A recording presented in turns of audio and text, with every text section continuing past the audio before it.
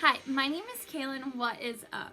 So I'm just going to be sharing a few thoughts that I've written down on love and relationships. I hope you enjoy.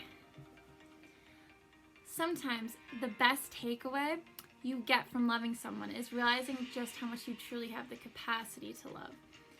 And it's never a waste to love, even if the person turns out to not be exactly who you thought they were. Living for any period of time with that extreme level of love and care in your heart, it's always going to be a beautiful thing. And on top of that, how much you can learn from such extreme positive emotions is, well, not always positive, sometimes very negative with regard to pain, but you can always learn so much from that. You really can. And that can equip you to go forward in the future better prepared to handle such extreme emotions in the future. And also, I found that it's best to have low expectations but high standards. Love and care about yourself enough to have high standards. But don't go and have high expectations for all these people that you meet and you dream about how beautiful it can be. Because a lot of times you're going to be disappointed. And, I mean, there's no reason in the beginning or even for a long time not to have high expectations. Just try to keep your standards high. That's the important part. Then this is a lot for both yourself, but also a lot for the other people that you become associated with. If you are unsure of a relationship, be honest with that person, please. Going into it knowing, say, you're not over an ex or you're still in love with someone else, you can like want to try to move on with someone else, but just be honest with that person. Like, otherwise it can be incredibly selfish and you can unnecessarily hurt someone. But like, going along with that, try to be as honest as possible in any way anyway. Honestly, you don't want to be with someone who doesn't love you for your whole self anyway. Someone that you can share your whole heart and lived experiences with.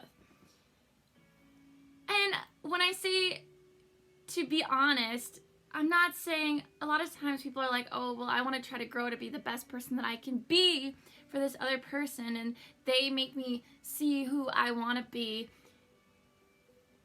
And these other parts are not what I want to present to them because that's not who I want to be.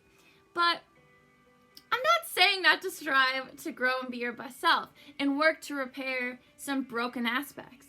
But you should learn to be honest about that in order to form the most intimate of relationships. So be honest about that transformation that you're trying to make within yourself. But I would also say you should always be trying to learn and grow anyway. Like, it's beautiful if you can be inspired to do so by someone else, but try to transform that into it not being necessary for that other person to be there and to stay that motivation. Try to make it into something that you're just doing and you know that you have the power to do for yourself and that you do not need anybody else to do to become that person. Like, that's your vision that you've seen for yourself. You may have been inspired to have that vision to be a better person because of someone else, but you don't need that other person or to become that. That came from your mind, and you can, or even if it didn't come from your own mind, it's in your own mind now, and you can become that person with other people or not. I believe in you. There are truly so many wonderful people out there. The concept of the one, in the sense that there's just only one right person out for you, and that you'll live happily ever after if you can just find that one person. And I'm not saying a lot of people believe this, but I do think the younger you are, the more likely you may be to believe this. It's incredibly harmful, because what we should focus on instead is a lot of what makes relationships so meaningfully powerful is what you build and grow together, not just what you are when you come together. Yeah. So, and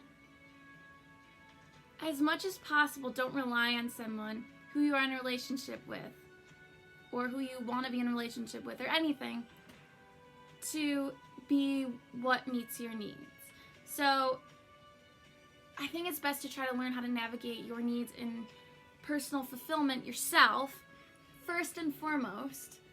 And then anything in addition, it's just that. It's just something in addition, and you can take it for what it is, be incredibly appreciative, and it can be wonderful.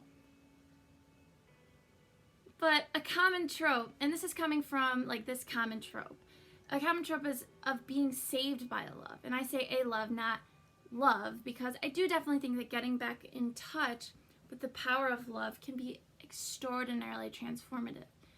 But you don't need to wait. You don't need to be saved by one person. You don't need to wait to be saved by one person, unless that person's yourself. Going off of that point, though, we are social creatures, and it is inevitable that we lean on one another. But it's best to not neglect all other relationships, all other meaningful relationships, when developing other ones. And this often tends to happen with significant others. Then when things may go south, it's all the more devastating. But in addition to that, platonic love can be just as meaningful and significant as romantic love. I mean, a lot of people, their family is it's just so incredibly powerful and important to them, and it's such a sense of home, and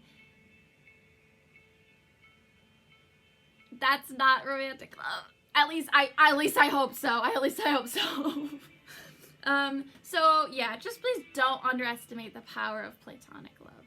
Just, it's about the connection, and romantic love can be great and wonderful and so incredibly powerful. But platonic love's still there, and I think in our society it should elevate to a higher level of respect. If you got through all that, thank you. And yeah, that's about it.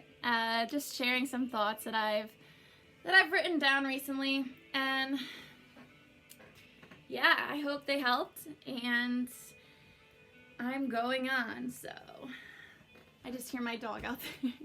I'm gonna go play with him. So bye. Hope you enjoyed.